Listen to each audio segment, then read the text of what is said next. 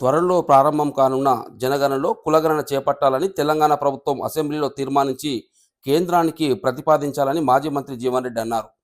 బుధవారం జిల్లా కేంద్రంలోని ఇందిరాభవన్లో ఏర్పాటు చేస్తున్న విలేకరుల సమావేశంలో ఆయన మాట్లాడుతూ జనగణన సర్వే ప్రారంభం కాబోతుందని, గతంలో ప్రధాన మంత్రి మోడీ జనగణనతో పాటు కులగణన చేస్తామని ప్రకటించారని, కేంద్ర కేబినెట్లో సైతం నిర్ణయం తీసుకొని ప్రస్తుతము ఈ సర్వేలో కేవలం జనగణన చేపట్టడం సరికాదన్నారు. దళితులు, బలహీన వర్గాలకు రాజ్యాంగం ఫలాలు అందాలంటే రిజర్వేషన్ల అమలుతో పాటు కులవృత్తులను ప్రోత్సహించాలన్నారు.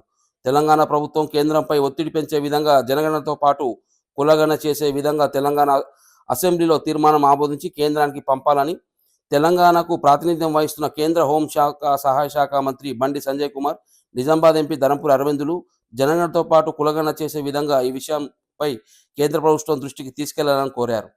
ఇప్పుడు దళితులతో పాటుగా సామాజిక వెనుకబాటుతనానికి గురవుతున్నటువంటి బలహీన వర్గాలకు, అంటే వారికి విద్యా ఉద్యోగాలలో రిజర్వేషన్ సౌకర్యం మెరుగుపరచడంతో పాటుగా వాళ్ళ కుల వృత్తులను ప్రోత్సహింపజేయటానికి ప్రధానంగా వాళ్ళ విద్యా ఉద్యోగ కుల వృత్తుల ప్రోత్సాహం కూడా ప్రధానం. రాజకీయ ప్రోత్సాహం కూడా ప్రధానం. వీళ్ళు దాన్ని దృష్టిలో పెట్టుకొని వీళ్ళ రాష్ట్రంలోనే కాకుండా జాతీయ స్థాయిలో ఉన్న రాజకీయ పార్టీలన్నీ కూడా బలహీన వర్గాలకు వారి జనాభా ప్రాతిపదికన వారి యొక్క జనాభాను పరిగణలోకి తీసుకుంటూ రిజర్వేషన్లు కల్పింప చేయబడే విధంగా, అట్లాగే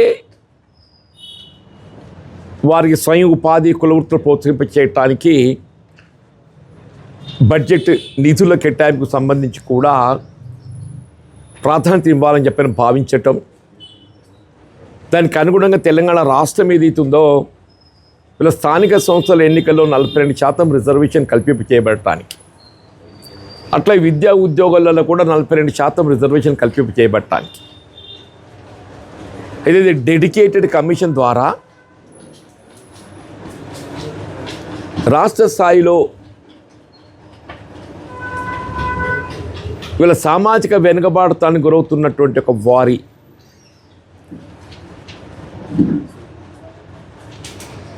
యొక్క లెక్కలు తీసినప్పటికీ వీళ్ళ న్యాయస్థానంలో మనం ఎదుర్కొంటున్న ఇబ్బందులు మనకు తెలియదు కాదు. వీళ్ళ న్యాయస్థానం ఏదైతుందో వీళ్ళ all reservation put together shall not exceed 50% అని ఉండడంతో దాన్ని రిలాక్స్ చేయడం కేంద్ర ప్రభుత్వ పరిధిలోని అంశం కాబట్టి ఏదైతుందో వీళ్ళ న్యాయస్థానంలో కొంత మనం ఇబ్బందులు ఎదుర్కొంటున్నాం. అంటే తెలంగాణ రాష్ట్రానికే పరిమితమైన అంశం కాకుండా జాతీయ స్థాయిలో కూడా వీళ్ళ కేంద్రంలో అధికారంలో ఉన్నటువంటి ఎన్డీఏ ప్రభుత్వం, వీళ్ళ భారత ప్రధాని నరేంద్ర మోడీ గారు కూడా ఏదైతున్నదో ఇప్పుడు చేపట్టబోయేటువంటి ఒక జనగణనలో కులగణన కూడా చేర్చి జాతీయ స్థాయిలో దేశంలో ఇప్పుడు అందులో ఏమున్నది బాబు అంటే ఎస్సీ ఎస్టీ మాత్రము గుర్తింప చేయబడే విధంగా ఉన్నది. ఎస్సీ ఎస్టీ తదుపరి ఇతరులోనే ఉన్నది. ఆ ఇతరుల స్థానే ఎవరిది ఏ కులము ఏ మతము. మీరు హౌస్ హోల్డ్ సర్వే చేస్తున్నామే, మనం హౌస్ హోల్డ్ సర్వే చేస్తున్నప్పుడు ఏదైతుందో we can identify and make out each family వాళ్ళ religion, caste, economical status, living standard ఇవన్నీ కూడా మనం నమోదు చేసే అవకాశం ఉన్నది. అది ఇందులో ఏమైపోయింది, ఇప్పుడు ఈ జనగణనలో ఇది ఎప్పటికీ చేపట్టబోయే జనగణన I think it is in April, మన దగ్గర May 11th అని అంటున్నారు. నేను వాళ్ళు చూసా చీఫ్ సెక్రటరీ గారి స్టేట్మెంట్ May 11th అని గమనించాను sir. May or normally April 1st అని చెప్పని జాతీయ స్థాయిలో నేను గమనించింది, టిల్ ఎండ్ ఆఫ్ డిసెంబర్ అని చెప్పాను. మోడీ గారే కేంద్ర ప్రభుత్వము వీళ్ళ భవిష్యత్తులో చేపట్టబోయేటువంటి జనగణనలో కుల గణన కూడా చేర్చడం జరుగుతుంది అనేటువంటి ఒక ప్రకటన చేయడం జరిగింది.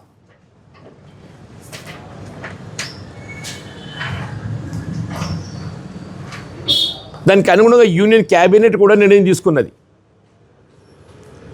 మరి జనగణన అనేది అందులో కుల గణన చేర్చలేకపోవడంతో అది కొంత మనం ఆశించినటువంటి ఒక అంటే సామాజిక వెనుకబాటుతనాన్ని గురవుతున్నటువంటి యొక్క బలహీన వర్గాలు జాతీయ స్థాయిలో ఏదైతే ఓబీసీగా మనం భావిస్తామో జాతీయ స్థాయిలో ఇక్కడ బ్యాక్వర్డ్ క్లాస్గా మనం భావిస్తాం. వాళ్ళు ఏదైతే ఉందో ఆందోళనకు గురవుతున్నారు. వాళ్ళు ఈ జనగణన చేపట్టబోతున్నారో కులగణన కూడా చేర్చి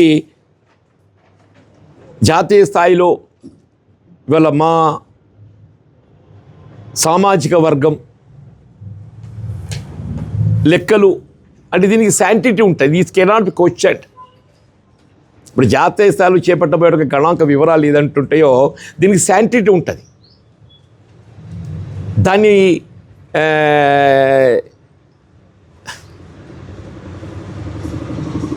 దాన్ని రేపు కోర్టులో దాన్ని చర్చకు వచ్చినా ఈ లెక్కలను ఏదైతే ఉందో కాదనలేం. ఇప్పుడు ఇంతవరకు ఏదైతే ఉందో మనం ఏ మేరకు ఏ లెక్కలు పెడుతున్నా కానీ ఏదైతే ఉందో మన దగ్గర డెడికేటెడ్ కమిషన్ లెక్కలు తీసింది. తెలంగాణ రాష్ట్రంలో డెడికేటెడ్ కమిషన్ లెక్కలు తీసింది. జాతీయ స్థాయిలో ఆ విధమైనటువంటి ఒక వివరాలు ఫ్యాక్చువల్ లేవు. అది వస్తే ఏదైతుందో వీళ్ళకి ఒక రైట్ పొందబోతారు. అది వస్తే ఈ సామాజిక వెనుకబాటుతనానికి గురవుతున్నట్టుగా బలహీన వర్గాలు చట్టబద్ధంగా కూడా హక్కులు పొందేటువంటి ఒక అవకాశం ఏర్పడతాయి. ఇప్పుడు వాళ్ళు మనం ఏం మాట్లాడినా కానీ ఏదైతుందో వాళ్ళు చెప్పే గణాంకాలకు ఆధారపూరితం చూపెట్టాలి. ఈ లెక్కలు వస్తే ఆధారపూరితం వస్తాయి. ఇప్పుడు కేంద్ర ప్రభుత్వం ఏదైతుందో మేము లెక్కలు చేస్తామని చెప్పింది. But somehow they are not going by it. దాన్ని అమలు చేయలేకపోతున్నారు. వాళ్ళ జనగణన ప్రకటన వెలువడ్డది, ప్రొఫార్మా వెలువడ్డది. అందులో కులగణన చేర్చబడలేదు. నేనేమంటున్నా, మన తెలంగాణ రాష్ట్రానికి సంబంధించి గౌరవ ముఖ్యమంత్రి గారు వీళ్ళు మనవంతు బాధ్యతగా వీళ్ళు ఈ కులగణను జనగణనలో చేర్చబడే విధంగా కేంద్ర ప్రభుత్వంపై ఒత్తిడి తేవటానికి రేపు రాబోయే శాసనసభ సమావేశాలలో దీన్ని తీర్మానం చేసి ఏకగ్రీవంగా, ఇప్పుడు గతంలో కూడా ఏదైతుందో రాష్ట్రంలో రాజకీయ పార్టీలన్నీ కూడా ఈ సామాజిక వెనుకబాటుతనానికి గురవుతున్న బలహీన వర్గాలు కల్పించాల్సిన హక్కులకు సంబంధించి అందరూ కూడా ఏకాభిప్రాయం వ్యక్తం చేశారు. రేపు ఈ జనగణనలో కులగణన చేర్చడానికి సంబంధించి కూడా మన రాష్ట్రంలో ఉన్నటువంటి ఒక రాజకీయ పార్టీలు అన్నీ కూడా మద్దతు తెలుపుతామని చెప్పి భావిస్తాం. మనం వీళ్ళు మీరు రేపు 16th వెళ్ళి సెషన్ ఆరంభమవుతున్నది. ఇవాళ ఫస్ట్ వీక్లో ఏదైతుందో, ఎందుకంటే పార్లమెంట్ సమావేశాలు ఆరంభం కాబోతున్నాయి. సెకండ్ ఫేజ్ ఆరంభం కాబోతున్నాయి. మనం తీర్మానం చేసి దీన్ని కేంద్ర ప్రభుత్వాన్ని నివేదిస్తూ ఇలా గతంలో కేంద్ర ప్రభుత్వం భారత ప్రధాని పేర్కొన్న విధంగా, గౌరవ భారత ప్రధాని నరేంద్ర మోడీ గారు పేర్కొన్న విధంగా ఏదైతుందో జనగణనలో కులగణన కూడా చేర్చి ఆ సెన్సెస్ లెక్కల వివరాలు తీయండి. వాళ్ళ జాతీయ స్థాయిలో ఏ రాష్ట్రం కానీ, ఏ గ్రామం కానీ, ఏ కులము, మతము, వాళ్ళ ఆర్థిక స్థితిగతులు,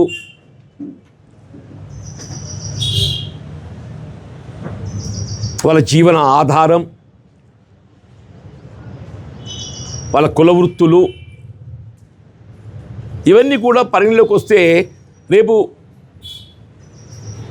మనం ఏ రాష్ట్రమే కానీ జాతీయ స్థాయిలో కానీ, ఇటు రాష్ట్రాలే కానీ జాతీయ స్థాయిలో కానీ ఈ లెక్కలకు అనుగుణంగా ఏదైతుందో రేపు ఈ సామాజిక వెనుకబడడానికి గురవుతున్నటువంటి ఒక వర్గాలు they can insist for their rights. సామాజిక వెనుకబాటుతనానికి గురవుతున్నట్టు ఒక వర్గాలు ఏదైతుందో they can insist for their rights. నేను ఒకవైపు ఏదైతుందో వీళ్ళ కేంద్రంలో అధికారంలో ఉన్నటువంటి ఎన్డీఏ అంటే మన దగ్గర భారతీయ జనతా పార్టీ. నేను భారతీయ జనతా పార్టీ నాయకులు బండి సంజయ్ గారికే కానీ అరవింద్ గారికి, మన దగ్గర కేంద్ర హోంశాఖ సహాయ మంత్రి బండి సంజయ్ గారు ఈ ప్రాంతంకి వెళ్ళి ఉన్నారు. అరవింద్ గారు ఏదైతుందో మన ప్రాంతానికి ప్రాతినిధ్యం వహిస్తుండ్రు. మీరు కూడా చొరవ తీసుకొని ఏదైతున్నదో ఈ జనగణనలో కులగణన చేర్చడానికి మీరు చర్యలు చేపట్టే విధంగా, అట్లాగే తెలంగాణ రాష్ట్రం ఏదైతుందో మన వంతు బాధ్యతగా గౌరవ ముఖ్యమంత్రి గారు ఏదైతుందో దీని శాసనసభలో తీర్మానం ఆమోదింపచేసి సో దట్ ఇది కేంద్ర ప్రభుత్వంపై ఒత్తిడి పెంచడానికి ఉపయోగపడుతుంది. ఇది కేంద్ర ప్రభుత్వంపై ఒత్తిడి పెంచడానికి ఉపయోగపడుతుంది. కాబట్టి గౌరవ ముఖ్యమంత్రి గారికి నేను లిఖితపూర్వకంగా విజ్ఞప్తి చేస్తున్నా. రేపు శాసనసభ సమావేశాల ఆరంభంలోనే రేపు గవర్నర్ గారి ప్రసంగం ఉంటుంది.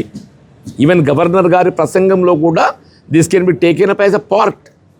గవర్నర్ గారి ప్రసంగంలో కూడా తీర్మానం ఆమోదింపచేసి కేంద్ర ప్రభుత్వం నివేదించాలని చెప్పని నేను విజ్ఞప్తి చేస్తున్నా.